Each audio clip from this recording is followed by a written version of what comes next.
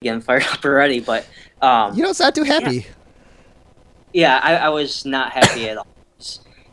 The way I look at it, um, you know, I want to compete through 2016 and possibly 2020. So right there, that would be an opportunity gone, and I can't imagine all the young kids, who look up to stars like Jake Herbert, who we've had before, a great guy. Um, you know, they don't have the chance to replicate those dreams, and I think it's a terrible thing to uh, destroy that chance for an opportunity for glory. How do you like? You've been a wrestler for many, many years. I assume that you had that same dream, watching this or winning state titles, being that national place winner, to go above and beyond to say, I want to win a gold medal for the United States, and that just seems to be taken away so quickly overnight. Explain your Yeah, thoughts.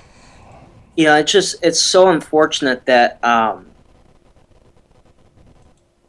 it's just an unfortunate situation. I mean, I really don't know how to put it into words other than that. It's disgusting. You know, I guess I've dreamed of being in the Olympics, winning a gold medal.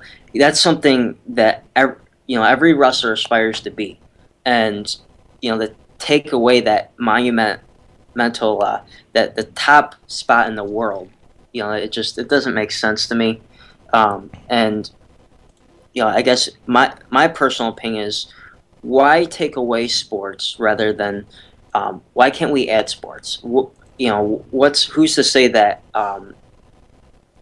one sport's better than another? Because let's be honest, like, people are talking about how wrestling should be over pentathlon, wrestling should be over other sports. But my opinion is, rather than knocking other sports, we should include more sports in. Do you think this has anything to do with Title IX and the gender equity, throughout college, high school, and other sports, that we have to create equal opportunities, even though the marathon and wrestling are man's oldest sports? I think that was a topic of discussion, um, but I don't think Title IX per se had much to do with the IOC's decision per se. But there's definitely talks of girls wrestling. There wasn't a girls equivalent of Greco-Roman, so it may have factored into it, but I don't believe it did. This is not just something affecting the United States, but it's affecting the world. The U.S. has football, baseball as the quote unquote national sports, but other countries, wrestling is their national sport. How do you envision some of these big countries like Russia, Azerbaijan, and Iran have this taken away so quickly? You know, I, I'm sure that they were definitely a lot more ticked off than we were, and one of the best things about wrestling is it's known worldwide. Everybody could wrestle, and that's the great thing about the sport. It doesn't matter what your size is, where you come from. Everybody could grapple or wrestle, and I think that's just it's a basic human instinct. And I think to take that away is just silly. Almost, I mean, you go back to any country, there's some form of wrestling. It just doesn't make sense to me. I've been a wrestler for 11 years now, and I absolutely love it. It's part of who I am. Some things that kids ask me all the time, well, I've done this and I can't do this, but it helps mold people. Discipline, hard work, respect, humility. Tell us about that. Yeah, I think wrestling. That's another one of the great things about this sport. I mean, wrestling teaches personal responsibility. Everything that you do is a result of what you put into it. Um, and I think wrestling is a good way to teach younger kids about winning and losing. Sometimes you may put forth your best effort, and if you don't get it, rather than sulk about it, now you got to figure out what's your next plan of attack, how you're going to turn that result around. And I think that's one of the magical things about the sport. Wrestling is very personal. Your wins and losses are very personal.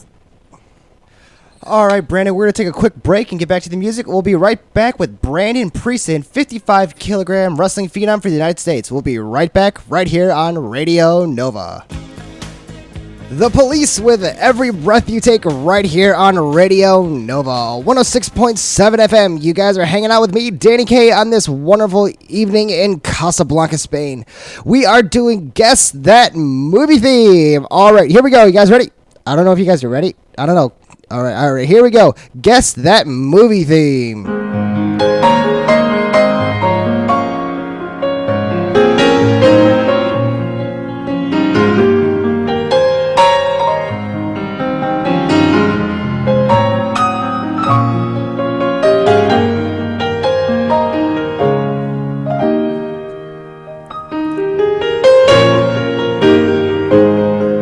All right, there it was again. If you know the answer, send me an email at dj@radionova-casablanca.com, or you can go to our website at www.radionova-casablanca.com. Click our request tab, tell me your name, tell me the movie, and I'll be more than happy to announce you over the air that you got it right. Also, if you have a question for Brandon Precin, a United States wrestling phenom, about the decision for the International Olympic Committee dropping wrestling for the 2020 games, do not be afraid to drop me a little message. We can ask him on the air, because a little bit later in the show, we're going to do a little bit of a Q&A for Brandon. We're going to get back to the music right here on Radio Nova.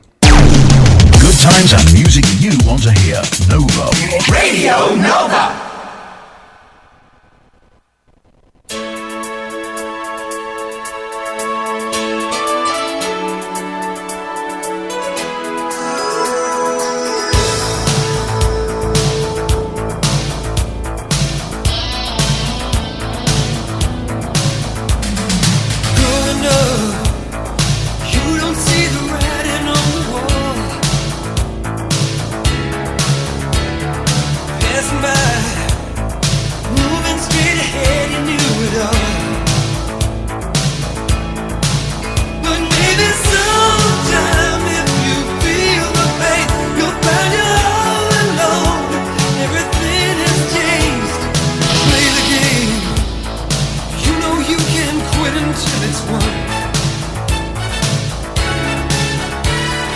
Soldier on, only you can do what must be done.